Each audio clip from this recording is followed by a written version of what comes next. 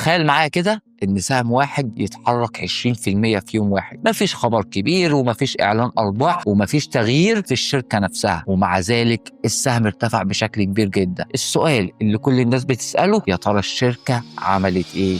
بس الإجابة أحياناً ما بيكونش ليها علاقة بالشركة، الإجابة بيكون ليها علاقة برقم واحد بس، عدد الأسهم المتاحة فعلياً للتداول، وده اللي بيتسمى الفلوت. مش كل الأسهم اللي الشركة أصدرتها متاحة للبيع والشراء، جزء كبير منها ممكن يكون في إيد المؤسسين أو صناديق كبيرة مش بتبيع، أو مقفول بفترة لوك أب زي ما كان حاصل مع سبيس إكس. يعني لو شركة عندها مليار سهم لكن اللي فعلياً بيتداول منهم يومياً 20 مليون بس، الشركة دي بنقول عليها شركة خفيفة جدا، وأي طلب بسيط نسبيا ممكن يحرك السعر بتاعها بعنف مبالغ فيه. طب ليه بقى؟ لأن مفيش عدد كافي من البائعين يقابل الطلب ده بسعر معقول، فكل مشتري جديد بيدفع السعر لفوق بشكل أكبر. والعكس صحيح تماما في حالة البيع، كمية بيع صغيرة نسبيا ممكن تخلي السهم يهبط وبسرعة رهيبة، وده اللي بيخلي أسهم اللو فلوت من أخطر الأنواع للتداول، مش لأن الشركة سيئة لكن لأن السعر نفسه بقى غير مستقر بطبيعته. حركة 20% في يوم واحد ممكن تبقى فرصة لبعض المتداولين، ممكن تبقى فخ